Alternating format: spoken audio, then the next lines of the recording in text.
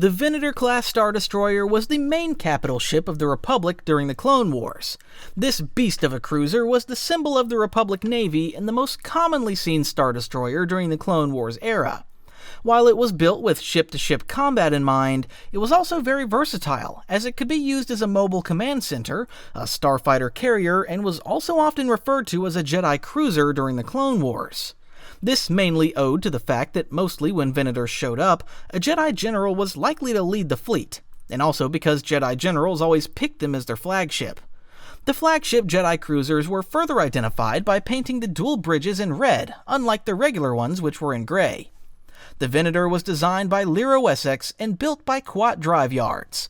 It should be mentioned that Lero Wessex is the same engineer who'd later come to build other engineering marvels like the Imperial Star Destroyer, or the Super Star Destroyer Executor.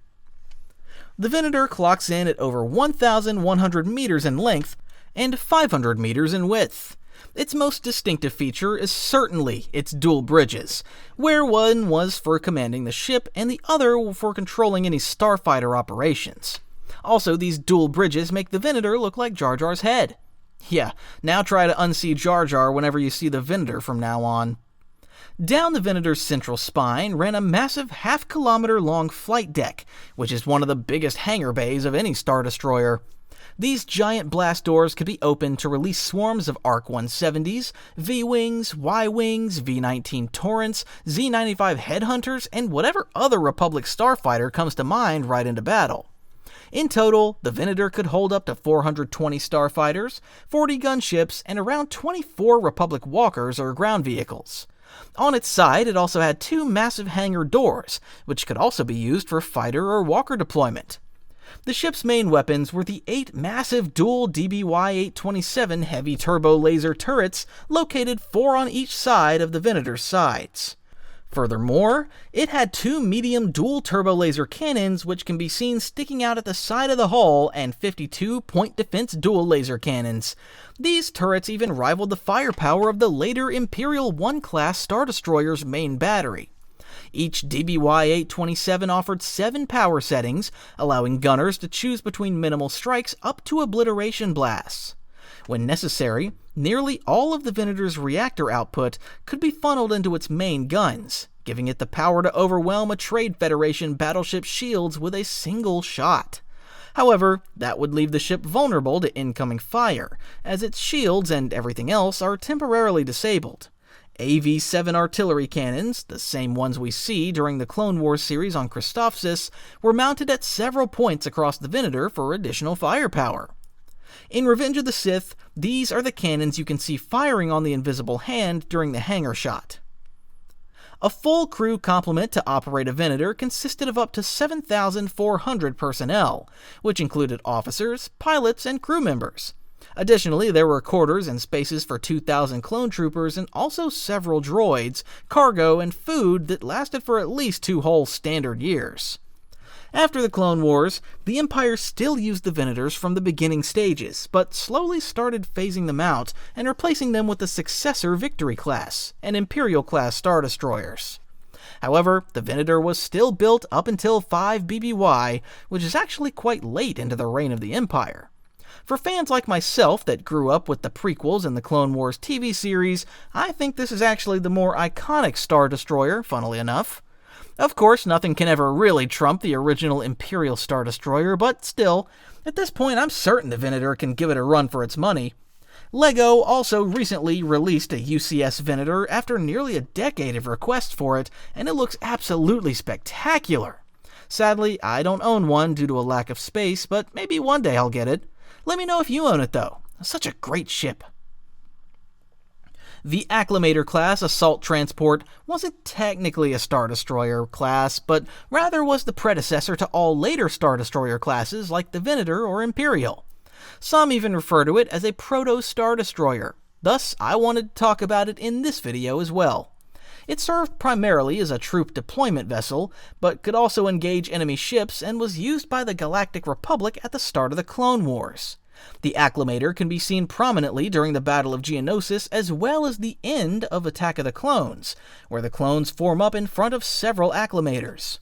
Unlike the Venator and the ISD, it was manufactured by Rathana Heavy Engineering and was already built well before the Clone Wars.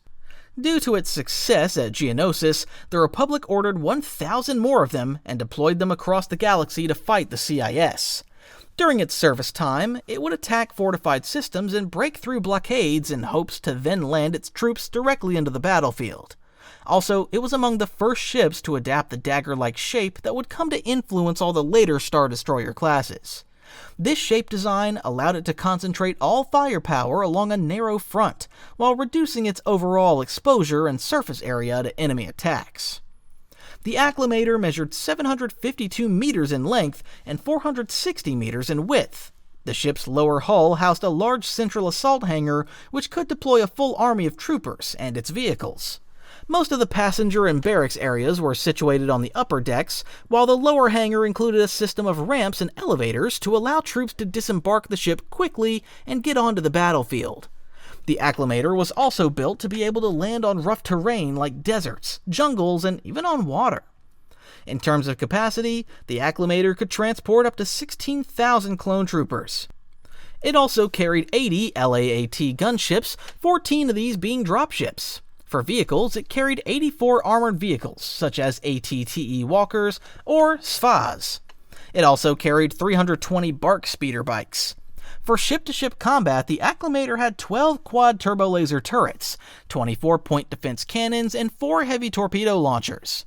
Groups of Acclimators were capable of carrying out full orbital bombardments if deemed necessary. With the introduction of the Venator into the Republic military, though, the Acclimator was mostly only used as a troop transport and didn't engage much in ship-to-ship combat. A later version, which specialized in orbital bombardment, called the Acclamator II class, was later introduced by the Republic, but didn't see any wide deployment. Its legacy will forever be that it's the prototype Star Destroyer, and a lot of its designs influenced the Venator and ISD. The Imperial Class Star Destroyer started off the entire Star Wars franchise, and is currently one of its most iconic aspects.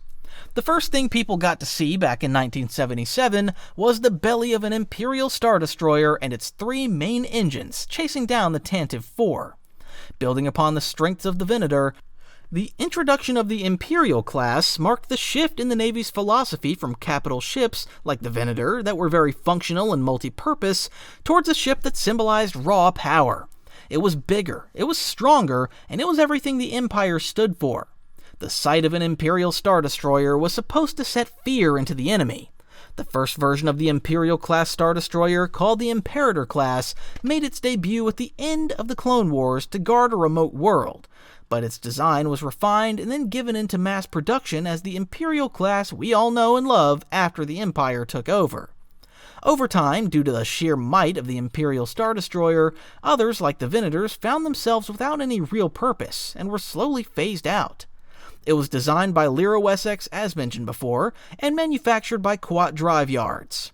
It measured 1,600 meters in length and 985 meters in width, which made the Imperial Class significantly larger than its Republic predecessor, stretching 445 meters longer than the Venator Class. The hull was coated in a whitish gray, as the Empire preferred uniformity in contrast to the Republic's red colors. The ship carried a staggering crew of over 46,000 personnel, including 9,235 officers, 27,850 enlisted personnel, and 9,700 stormtroopers. At minimum, it could operate with just 2,000 personnel, though at reduced efficiency. An internal affairs officer was always stationed on board to monitor the crew for dissent, and MSE-6 maintenance droids handled minor repairs and routine tasks. Officer quarters and command staff accommodations were situated directly beneath the bridge.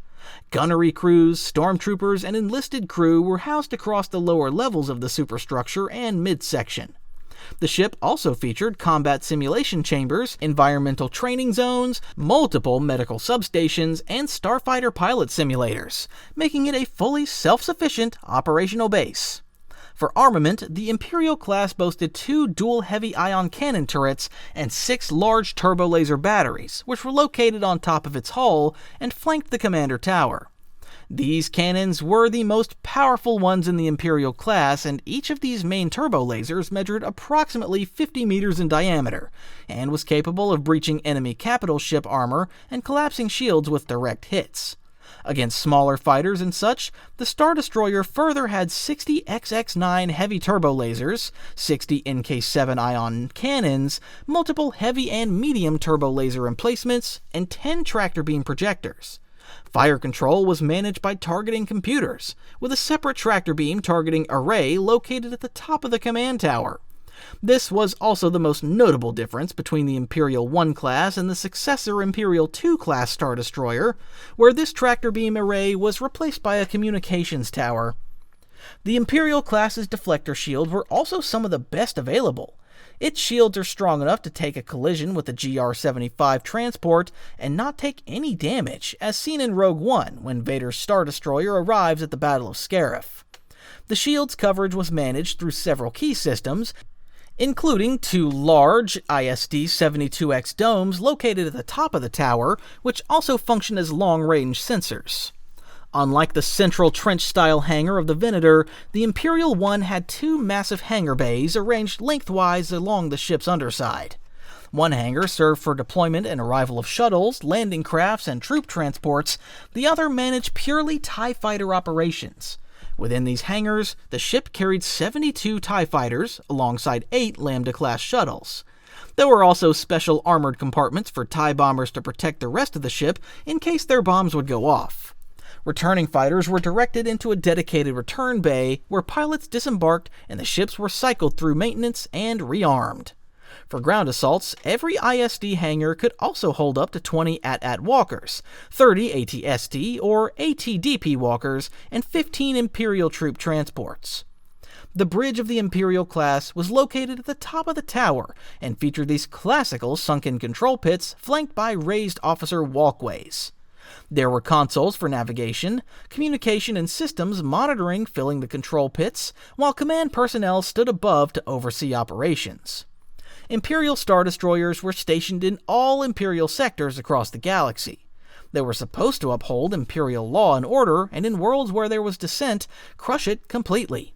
The sight of the dagger-shaped titans in the skies were often met with cheers by Imperial loyalists, as they knew they'd come to bring order to the galaxy. Imperial 1 class were eventually replaced by Imperial 2 class Star Destroyers, which were almost identical from the outside aside from the section between the command bridge, as well as heavier armor and more advanced deflector shields. The Devastator, Darth Vader's flagship in A New Hope, was actually the last Class 1 Star Destroyer ever made before the production shifted entirely to the Class 2. Another notable Class 1 Star Destroyer was the Chimera, Thrawn's flagship, which had the marking of a chimera on the bottom of it. What's more to say about this absolute icon? Alongside Vader and the Stormtroopers, they are literally the poster boy of any Star Wars-related media. LEGO has 2 different UCS Star Destroyers, with the 2019 model probably being the best model of a Star Destroyer ever made when it comes to the exterior. Even the Yu-Gi-Oh! Trading card game has an abridged version of the Star Destroyer as a card, called Cosmo Dark Eclipser. That's just how popular and well-known it is, and I'm all for it. The Teector Class Star Destroyer was very similar to the Imperial Class. The only difference was that it lacked the underbelly hangar bay, and rather replaced it with closed armor to protect the Star Destroyer better. However, this meant that it requires frigates and such to carry starfighters for them. Some of them are even in Return of the Jedi and participated in the Battle of Endor. The Interdictor Class Star Destroyer was a specialized Imperial capital ship built around gravity well projector technology. These gravity wells were able to intercept and trap any ships traveling through hyperspace. A first prototype version of it can be seen in Star Wars Rebels, where these gravity well projectors were put onto a heavy cruiser. Seeing their success on the heavy cruisers, they were then built into Star Destroyers as well. To accommodate the gravity well generators, the Interdictor Class had to sacrifice half of the turbo lasers, ion cannons, and 8 tractor beam projectors. Its hangar capacity was also reduced, capable of holding only 16 TIE fighters. But these sacrifices were replaced by something far greater. The 4 gravity well projectors created a mass shadow field capable of pulling ships out of hyperspace, or preventing hyperspace entry altogether. effectively locking down a sector of space and forcing enemy fleets into direct engagements. The technology was used devastatingly during the Battle of Adelon, where Grand Admiral Thrawn trapped almost the entire Rebel Alliance there, and picked their fleet apart piece by piece. Other uses were for patrols or against pirates, where fleeing ships would be pulled out of hyperspace and blown to pieces. However, the gravity well projectors also placed a heavy strain on the ship's main reactor. The systems could only be sustained continuously for around one standard day, and also keeping the gravity well running meant impacting the ship's other systems, like shields and weapons. Due to this, Interdictor classes were often deployed alongside Star Destroyers, which held the necessary firepower to actually engage the trapped enemies. Despite their effectiveness, Interdictors were not widely produced. Leia Organa later remarked that the Empire's decision not to mass-produce these vessels was fortunate for the Rebellion, as widespread deployment of gravity well-equipped ships probably would have significantly limited Rebel fleet's mobility. They also appear in the also-notorious Thrawn trilogy, where the Grand Admiral uses them to pull his own ships out of hyperspace at places where the New Republic didn't expect them to be able to come out of hyperspace. A later design, like the Mon Mothma, an Imperial Class Star Destroyer in service for the New Republic, named after the late Senator, was the first ship to incorporate interdictor fields into an Imperial Class without having the big gravity domes. The Victory Class Star Destroyer was used by both the Republic Navy during the final years of the Galactic Republic and later by the Imperial Navy throughout the early reign of the Galactic Empire and into the Galactic Civil War. It measured only 900 meters in length, and it's argued that if it should even be classified as a Star Destroyer or not. The ship itself fulfilled multiple strategic roles. It was frequently used for convoy escort or fleet support alongside larger ships like the Imperial Class or the Onager Classes. Offensively, the class was equipped with 10 quad-turbo laser batteries, 40 double-turbo laser batteries, 80 concussion missile tubes, and 10 tractor beam projectors. This combination made it effective in ship-to-ship engagements, but it could also lay waste to ground forces and enemy ground installations. A standard Victory 1 class required a crew of 4,798 personnel, supported by 402 dedicated gunners. It could carry a complement of 2,040 troops, cargo, and multiple ground vehicles, including AT-AT walkers, as well as 2 squadrons of TIE fighters. There were also 2 different Victory class variants. Victory 1 classes were deployed widely in the beginning stages of the Empire. Victory 1 classes were said to have a significant weakness in its engine design, though, where it was slower than a lot of the ships it was meant to engage. This was fixed with the Victory 2 class, which had improved ion engines and also more weapons, although it was hard to differentiate them from just looking at them. The Victory 2 didn't see wide-scale deployment, though, as the Imperial Class came soon after, and rendered most Victory classes redundant in time. They were slowly decommissioned and only stationed for planetary defense, mostly. The Onager Class Star Destroyer, also known as the Imperial Siegebreaker by members of the Rebel Alliance, was a rare but formidable capital ship used by the Galactic Empire. At 1,288 meters in length, it was larger than a Victory class but smaller than an Imperial class, and was designed specifically as a long-range artillery platform and orbital siege weapon. It was manufactured by Rothana Heavy Engineering and was thought to be a great threat by the Rebel Alliance. Its design reflected its specialized purpose. The ship's silhouette was defined by 2 forward prongs forming a T-shaped bow, between which ran a long trench halfway down the ship's length. This section housed the ship's main weapon systems. Toward the rear of the hull, an elevated trapezoidal command tower sat atop the vessel's central axis. The Onager's main weapon made it unlike any other vessel in the fleet. Mounted within the central trench were either 2 orbital bombardment particle cannons or 2 super heavy composite beam turbo lasers. The particle cannons functioned as mass drivers and were capable of destroying hardened targets, such as shield generators or command bunkers from orbit. The beam turbo lasers fired as cutting weapons, being able to slice through hulls and sweep across entire formations. These weapons required significant power and were routed directly through the ship's main reactor. Due to that, the weapon itself was considered a weak point, as a concentrated strike on this section could cause the entire ship to collapse. For this reason, the Onager's shielding was front-loaded, over half of its deflector shield coverage was concentrated toward the bow, leaving the rear and flanks more vulnerable. The imbalance was a deliberate trade-off made by the designers, assuming the ship would be protected by escorts while firing from a standoff position. Supporting weapons included 6 twin heavy turbo laser batteries, 24 heavy turbo lasers, and 20-point defense laser cannons distributed across the hull and around the hangar areas. The Onager carried 2 hangar bays located at the rear of the forward prongs. These housed 6 Lambda Class T-4A shuttles and 36 TIE Series starfighters. It required a crew of 25,200 personnel and could carry 240 troops, with consumables for up to 1 year of independent deployment. The Onager Class originated during the Imperial era as a response to deadlocked planetary engagements, particularly in cases where separatist holdouts or insurgent strongholds relied on planetary shield generators, which the Empire struggled to penetrate in a sufficient manner. Their deployment was very sparse, however, and their existence not even really known to the wider galaxy. Rebel intelligence learned of the ship eventually, and even classified it as a mobile superweapon. It kept serving the Empire even after the Battle of Endor, and was said to be the inspiration for later superweapons for the Imperial remnants and such. The Gladiator Class Star Destroyer was an Imperial ship originally developed during the late stages of the Clone Wars as an escort for larger Republic capital ships. Initially, the ship was intended to support the Victory Class Star Destroyer in fleet formations. However, the design was delayed, and by the time it was ready for wide development, the Imperial Class Star Destroyer already saw usage, and the need for escorts wasn't really there anymore, as the ISD didn't need escorts. The finalized design was thus repurposed for patrols in the Outer Rim, and was deployed to fight against local pirate groups or small militant groups. At 600 meters in length, the Gladiator Class was small by Star Destroyer standards, but still classified as one.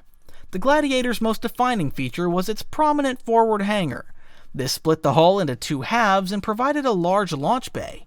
The hangar could accommodate multiple simultaneous launches and landings, and typically supported a complement of 24 TIE fighters, along with several Lambda-class shuttles, assault transports, and 5 AT-ST walkers for surface deployment.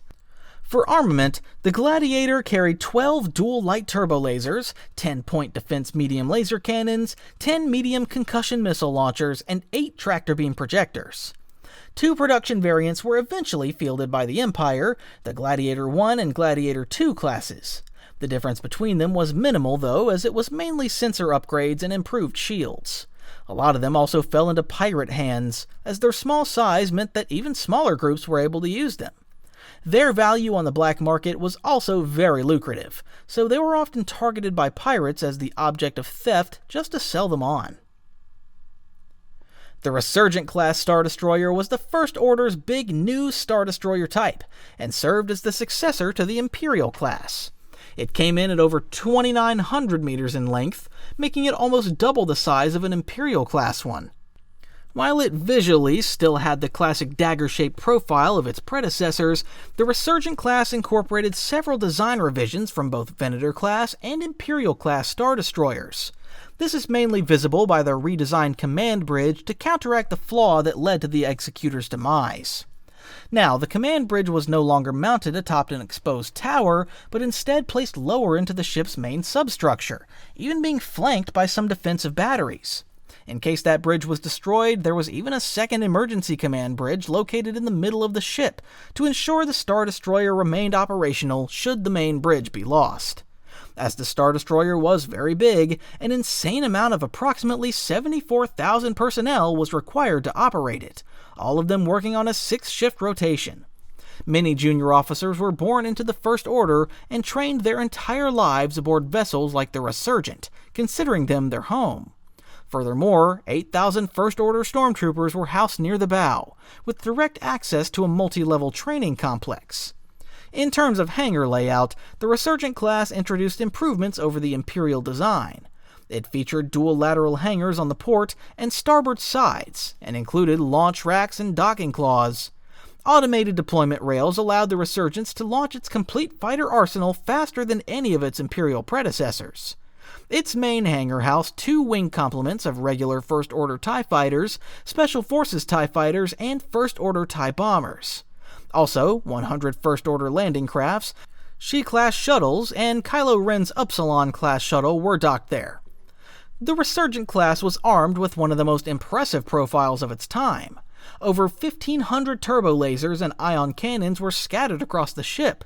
The top hull also featured 8 heavy turbo laser turrets, which were its main weapons, similar to the ISD. Some of its weapon systems were enhanced with kyber crystal focusing arrays.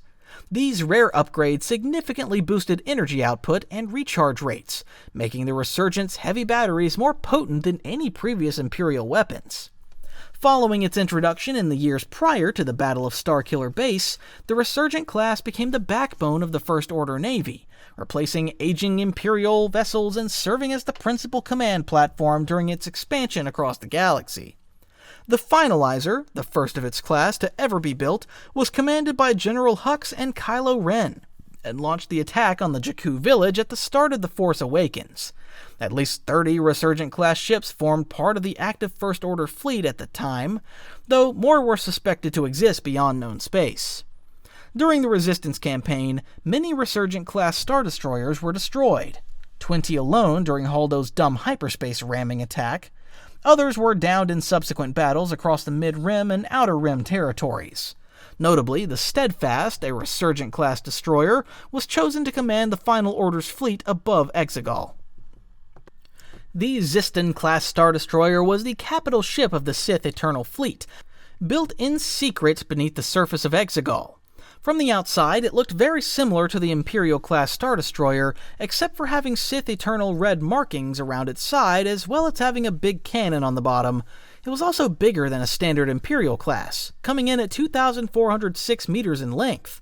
Although the design appeared to be backwards driven to outside observers by 35 ABY, the ship's outdated appearance masked the extensive automation and internal advancements that reduced its crew requirements to just 29,585 personnel, far fewer than earlier ships of similar size. The internal architecture was built around its primary feature, an axial superlaser that functioned as a scaled-down version of the Death Star's superlaser. The superlaser was strong enough to shatter a planet's entire crust and reduce it to mere rubble. However, the design did have some risks. Since the superlaser was directly tied to the ship's reactor for power, damage to the superlaser would often result in the destruction of the ship as the reactor would overload. Power management was also very sensitive, as even a small miscalculation could lead the reactor to overload. The superlaser also led it to sacrifice a lot of hangar space. Each ship featured 2 launch bays, located next to the superlaser housing. These hangars supported a complement of 72 TIE daggers. But due to the small hangar space typically reserved for troop transports and shuttles were instead used for power infrastructure, meaning that the Ziston class didn't carry any ground support like the Imperial or Resurgent classes. Though it was designed around the superlaser, the Ziston class was still equipped with a broad suite of secondary weapons for fleet engagements. Armament included 40 heavy turbo laser batteries, 40 ion cannons, 40 point defense laser cannons, 35 variable ordnance warhead launchers, and 10 tractor beam projectors. As for shielding, it featured state-of-the-art shield projectors, and although the command bridge was once again elevated, it was said to have been better armored and shielded than any predecessors. However, due to the violent storms of Exegol, neither the ship's hyperdrive nor deflector shields could be engaged while inside the atmosphere. Instead, a centralized navigation tower coordinated hyperspace jumps via an integrated signal beacon, transmitting commands to each vessel's internal navicomputer. This flaw led to the destruction of the entire fleet, as the aforementioned control tower was destroyed, leaving all these poor Star Destroyers stranded and waiting to be destroyed. With that, the probably strongest Star Destroyer class ships were never to be seen again, and I hope it stays that way. The Teector Class Star Destroyer was developed during the early years of the Galactic Empire. It measured 2,200 meters in length, and its main role was to carry troops, starfighters, and other vehicles. At this immense size, the Teector was one of the largest support ships in the Imperial Navy. Despite primarily being a carrier rather than a destroyer for ship-to-ship combat, it was still classified as a Star Destroyer. A Teector Class Star Destroyer could carry a whopping 144 TIE Fighters, 14,000 Stormtroopers, and multiple walkers, like AT-ATs and AT-DPs. The military force of one Teector was likely enough to subjugate an entire planet if deemed necessary. Visually, it looked very similar to the Venator, as it also had the split bridge design. This was likely due to it being built in the transitional period between the Republic and the Empire. In terms of armament, the Teector class was lightly armed for its size. It featured only 15 heavy turbo-laser batteries, 15 light turbo lasers, 31 ion cannons, and 12 tractor beam projectors. These weapon systems were primarily used for defense against enemy starfighters and light corvettes. As it was usually deployed alongside Imperial Class Star Destroyers, it wasn't necessary for it to engage in combat directly. They weren't used on a wide level, but a few of them can be seen in the background during the Dark Empire campaign, where Emperor Palpatine returned. The Paleon Class Star Destroyer was produced by Quat Drive Yards to serve in the fleet of the Fel Empire. It was named in honor of the late Grand Admiral Gilad Paleon, who had passed at this point. It entered service more than a century after the Battle of Endor and replaced the Imperial Class as the mainline ship of the Fel Empire. The Paleon Class continued the tradition of the iconic wedge-shaped design, and also looks awfully a lot like the Executor if you ask me. And just like the Executor, it was widely considered one of the most powerful warships of its time.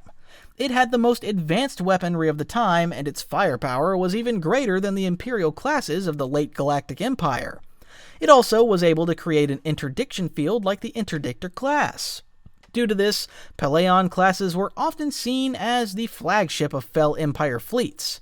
Its hangar bays held Predator-class starfighters and racks and could be launched from both sides of the ship. After the rise of Darth Krayt, most Paleon-class ships, aside from a few loyalists that fled into the unknown regions with Emperor Roan fell into the hands of Krayt's empire. The ship was very prominent throughout the entire Sith Imperial War. The Imperious Class Star Destroyer was built for Darth Krayt's empire of the One Sith, as Krayt wanted a new type of Star Destroyer that could overpower any other opposing craft at the time. Funnily enough, despite being built for the Empire, it was actually the Mon Calamari shipyards that built it. Guess the Mon Cala lost their sensing a trap instincts after Akbar passed away. Jokes aside, they were actually forced by Krayt to reverse engineer the Paleon class and try to improve on it. In terms of specifications, the Imperious class surpassed the Paleon class in size, shielding, and firepower. It also required a small crew of only 6,400 crew members to operate, and in relative terms, the Imperious class was to the Paleon class what the Imperial II class was to the Imperial I class. They were very similar aside from some slight improvements. We don't know any specifics, though, as to how big they exactly were, but likely they were close to the size of an Imperial class at around 1,600 meters in length. The Republic Class Star Destroyer was a capital ship designed for the New Republic by Rendili Star Drive. Though officially marketed as a Rendili design, the ship's aesthetic clearly had a lot of influence from the Mon Calamari cruisers. It still had the wedge-like shape, but also a lot of the rounded contours that made the Mon Cala cruisers so recognizable. It came in at 1,250 meters in length, but was said to be able to deliver 20% more firepower than the old Imperial I class Star Destroyer. Its weapon suite included 40 heavy turbo-laser batteries, 40 heavy turbo-laser cannons, 20 ion cannons, and 10 tractor beam projectors. The ship had fuel and cargo to operate independently for up to 2 years, matching the Imperial I in that regard. Troop capacity was also limited to a single regiment of around 3,200 soldiers. It also carried a full New Republic starfighter wing, generally made up of fighters such as E-Wings, X-Wings, A-Wings, and B-Wings. The Republic class entered service as part of the early wave of New Republic ship development. It was widespread in use and was gradually deployed throughout the entire Republic Navy. Eventually, it was complemented by the Nebula Class Star Destroyer, a modernized version of itself. The Nebula Class Star Destroyer was actually for the New Republic and not for the Empire, and it didn't look like a Mon Cala cruiser. let's all cheer for that. The Republic managed to finally get a Star Destroyer in their name. Although, be it at 15 ABY that they finally managed that. It measured 1,040 meters in length, which made it a lot smaller than the Imperial Class, but it also still followed the angular lines that are associated with the Imperial designs. Some people even dubbed it a pocket Star Destroyer, due to its cutesy-looking nature. Despite its reduced size, its firepower was said to equal the Imperial II Class, and also its shields and weapons were the newest on the market. This made it one of the most modern ships of its era, and thus surpassing older ships like the Imperial Class or Venator. The ship included 40 heavy turbo laser batteries, 40 standard turbo laser cannons, 20 ion cannons, 8 assault concussion missile tubes, and 8 tractor beam projectors. In terms of starfighter capacity, the Nebula Class could support up to 60 fighters. These typically included K-Wing bombers, E-Wing fighters, A-Wings, or upgraded X-Wings. The ship also carried 1,600 troops and had enough onboard consumables for 6 months. The ship's development and design was an evolution from the earlier Republic class. Political disruptions and major galactic conflicts delayed the program, including the campaigns of Grand Admiral Thrawn and the return of Emperor Palpatine. Despite these delays, the first Nebula Class Star Destroyer, dubbed the Obi-Wan, entered service in 15 ABY under the command of Captain Wyrick, a Wookiee officer. Only 10 of the class were known to be in active service by 17 ABY, with additional units planned for gradual rollout. The Nebula fleet was used against the Yuuzhan Vong and performed very well against them. Even a century later, during the Sith Imperial War, some Nebula-class Star Destroyers were still in service. The Procursator Class Star Destroyer was a 1,200-meter-long Star Destroyer developed for the Galactic Empire. They were obviously smaller than the Imperial Class, but had a similar frame and look from the outside. However, unlike the Imperial Class, it also lacked hangar bays, making it more like a Teector Class Star Destroyer. To make up for that, it had 3 very prominent axial heavy turrets along the ship's center line. Its intended role was mainly to escort larger Star Destroyers, particularly in fleet formations, though it could also function as a flagship for smaller task forces. By 3 ABY, the Procursator Class saw deployment across the Empire's territory in limited numbers. It would be around the same time as the Allegiance Class Super Star Destroyers, and they were often seen alongside each other. During the Dark Empire Crisis, 2 Procursators were spotted flying alongside Allegiance classes at the Battle of Calamari. Another one was also present to defend Biss. Now for one of the more obscure Star Destroyer types. The Bakura Class Star Destroyer was the primary warship of the Bakuran Defense Fleet. Bakura being a planet in wild space inhabited by human colonizers. What made them quite special was that they incorporated the Imperial II class's power system. This gave them the power output necessary to even escape interdiction fields like those that an Interdictor Class Star Destroyer would put up. Only 3 of these ships were ever confirmed to exist, and they helped out the New Republic in a battle against the Sakorian fleet where their ability to escape an interdiction field was essential. Other than that, little is known about them. Now, for the last 5, I'll just go over them quickly as I don't care too much about them. The Chiss Star Destroyers were built by the Chiss and used by the Chiss Ascendancy. It was 1,000 meters long and was used in the Chiss's conflict against the insectoid Killik in 35 ABY. They formed the backbone of the Chiss fleet, but it's unknown otherwise how they look like. The Turbulent Class was a Star Destroyer type built by the Imperial remnants after the Swarm Wars. It was smaller and more agile than a regular Imperial Class, and was built with exactly these strengths in mind. The Rejuvenator Class Star Destroyer was used by the New Republic during the Yuuzhan Vong Wars, and later served the Galactic Alliance. The Serennan Class was used by the Galactic Empire, though it's not known how exactly it differentiated from a regular Imperial Class. Titan Class Star Destroyers are arguable if they are Star Destroyers or Super Star Destroyers. Officially, they looked like the Allegiance Super Star Destroyers and usually served as their flagship. That's it. Every Star Destroyer type there is. Holy, that was a lot. Hope you enjoyed. Like, subscribe, and see you next time.